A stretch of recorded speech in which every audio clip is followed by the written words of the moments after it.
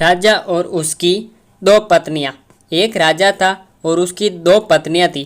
एक बहुत काली थी और एक बहुत गोरी थी। जो गोरी थी उसको अपने गोरेपन का बहुत घमंड था और जो काली थी वह बहुत भोली थी।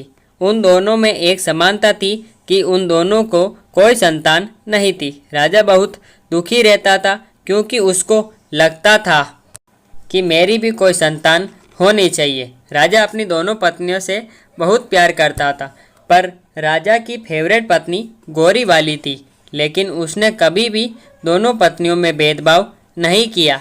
राजा की जो गोरी पत्नी थी वह बहुत घमंडी और झगड़ालू थी।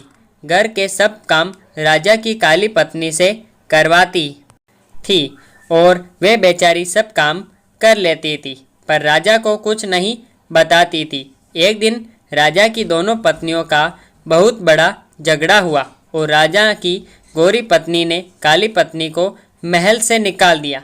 काली रानी ने राजा को सारी बात बताई और राजा उसे कहने लगा, मैं तुम्हारे लिए अलग महल बना दूंगा, तू उस महल में रहना। फिर राजा ने महल के सामने छोटा महल बनाया और उस घर में काली रानी को रहने बोला। एक दिन राजा दूसरे राज्य में घूमने के लिए जा रहे थे तो उसने अपनी दोनों पत्नियों से कहा कि तुम दोनों को क्या क्या सामान चाहिए मुझे बता दो, मैं तुम दोनों के लिए लेकर आऊँगा। तब राजा गोरी पत्नी के पास गया और उसे कहने लगा कि तुम्हें बाजार से क्या चाहिए, तो वह बोली, मुझे मेकअप का सारा सामान चाहिए। फिर वह काली पत्नी के पास गया और उसे कहने लगा कि तुम्हें बाजार से क्या चाहिए। फिर वह राजा से बोली कि मुझे एक छोटा बंदर चाहिए। वह बोला कि ठीक है, मैं लेकर आऊँगा। कहकर राजा वहाँ से चला गया। अगले दिन राजा दूसरे राज्य गया। उसने वहाँ से सारा सामान ले लिया और अपनी दोनों पत्नियों को उनका सामान दे दिया। राजा की काली पत्नी उस बंदर को देखकर बहुत खुश हो गई। वह बंदर उस रानी का सारा काम करता था, उसके साथ खेलता भी था।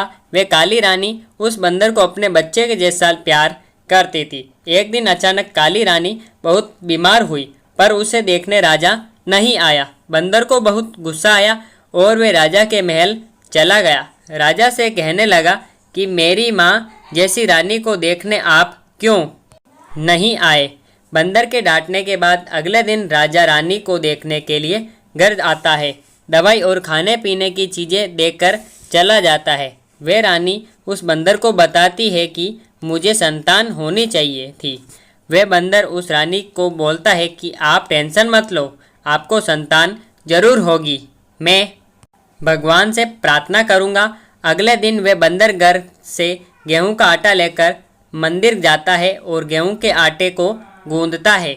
उसमें दो आंखें, एक नाक और हाथ, दो हाथ, दो पैर ऐसे बनाता है और भगवान से प्रार्थना करता है। भगवान उस बंदर की प्रार्थना सुनकर उस आटे के गोले को एक छोटा बच्चा बना देते हैं और वह बंदर उस बच्चे को देखकर बहुत खुश हो जाता है।